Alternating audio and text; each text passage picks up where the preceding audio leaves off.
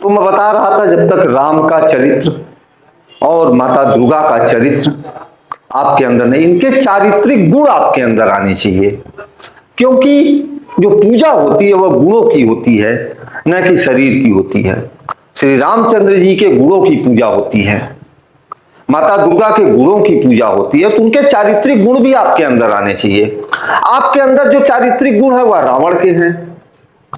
आप औरतों का सम्मान नहीं करना चाहते, आप माता पिता का सम्मान नहीं करना चाहते, आप समाज के प्रति उतने लायबल, उतने उत्साही नहीं है जितना होना चाहिए, उतने जवाबदेह नहीं है, और आप चाहते हैं कि आपको अधिकार मिल जाए रावण दहन का। रावण दहन के अधिकार को प्राप्त उसी व्यक्ति को होना चाहिए जिसके अंदर चारित्रिक गुण हो देवताओं के। और देवता बनने के लिए, भगवान बनने के लिए कोई एक कदम की व्यवस्था नहीं है। सबसे पहले आप मनुष्य रूप में जन्म लिए हैं तो पहले मनुष्य बनिए। मनुष्य बनने के बाद आप महामनुष्य बनेंगे, जिसे महापुरुष कहा जाता है। महापुरुष बनने के बाद आप देवतुल्य होते हैं, देवता नहीं हो जाते, देवतुल्य होते हैं, सिर्फ तुलना की जा सकती है। और उसके बाद फिर आप जब देवतुल्य हो जाते हैं फिर देवता बनने के कैटेगरी में जाते हैं। यह सारी की सारी चीजें आपके गुणों पे निर्भर करती हैं। और देवता बनने के बाद आप भगवान की श्रेणी में जाते हैं।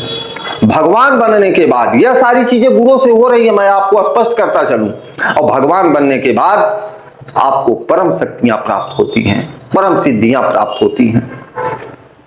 पर ऐसा नहीं है, दुर्भाग्य है।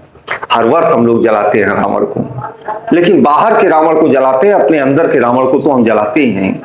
जबकि आज जरूरत है अपने अंदर के रावण को जलाने की, अपने मस्तिष्क के अंदर के रावण को जलाने की। रावण के 10 शीश थे। यह दर्शाता है कि रावण मस्तिष्क में है। मस्तिष्क के अंदर के रावण को हम जला नहीं रहे हैं। मस्तिष्क के अंदर के रावण को हम पोषण दे रहे हैं। जिस समय हम मदिरा पान करते हैं, मांस भक्षण करते हैं, स्त्री परागम करते हैं, तो उसी समय मेरे अंदर, मेरे मस्तिष्क के अंदर नए नए रावण पैदा होते हैं। रावण रक्त बीज की तरह है। आपके मस्तिष्क से उस मस्तिष्क में, उस मस्तिष्क से उस मस्तिष्क में, ऐसे मस्तिष्क से मस्तिष्क होते हुए पूरे समाज में फैल रहा है। तो रावण को मारने के लिए पुतला जलाने की जरूरत नहीं है, मस्तिष्क के अंदर ही उसका वध करना पड़ेगा। अरे आपकी भी कुछ जिम्मेदारी है समाज को देने की, सिर्फ संदेश देने की जिम्मेदारी नहीं है। सिर्फ संदेश देने से कुछ नहीं हो जाता है, परिवर्तन लाने की जिम्मेदारी है।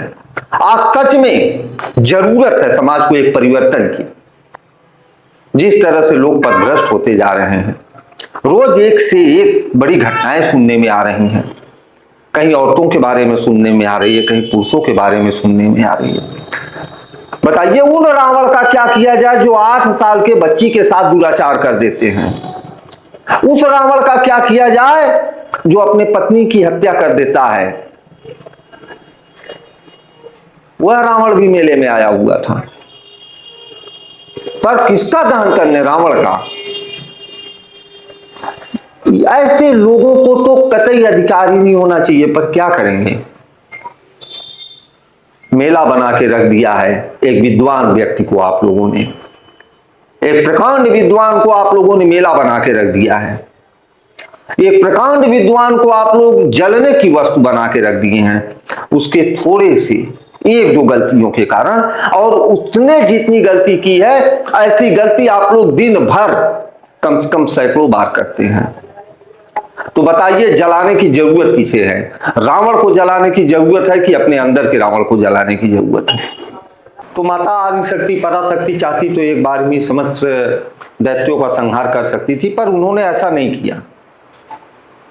छोटे छोटे दैत्यों को मारते हुए आगे तक गई। तो उन्होंने बताया, उन्होंने एक संदेश दिया समाज को कि आप छोटे पाप जब करते हैं उसी समय समझ जाइए, छोटे अवगुण आपके अंदर आ रहे हैं उसी समय रुक जाइए, उससे बड़े अवगुण को मत आने दीजिए।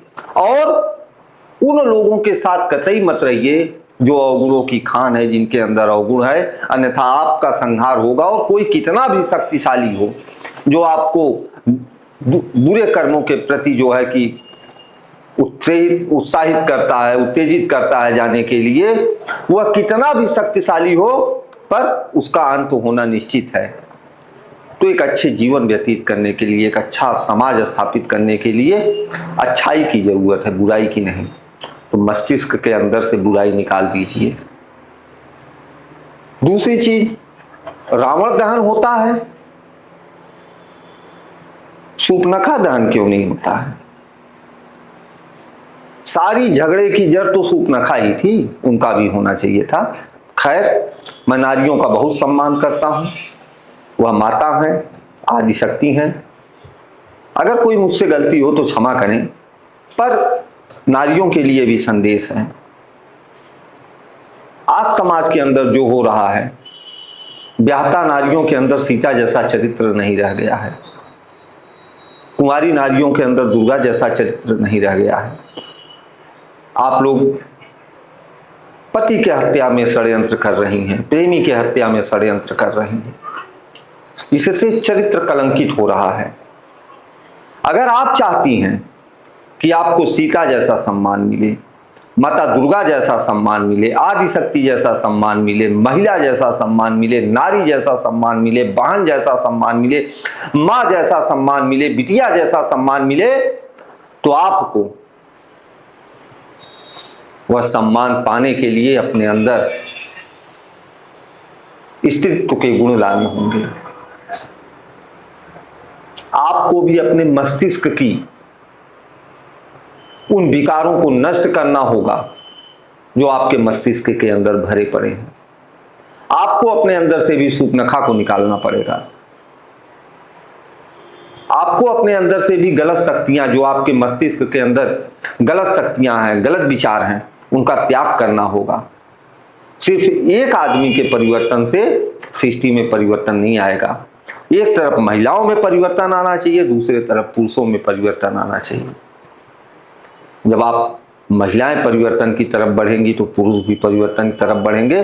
पर रावण को जलाने का अधिकार आप में से तो किसी को आज के डेट में नहीं है, क्योंकि राम जैसा चरित्र किसी के पास नहीं है और न तो सीता जैसा चरित्र किसी के पास है। तो चारित्रिक दोषों को दूर करिए, उसके बाद अगली बार रावण जलाइएगा, यह संकल्प लीजिए। धन्यवाद, नमस्कार।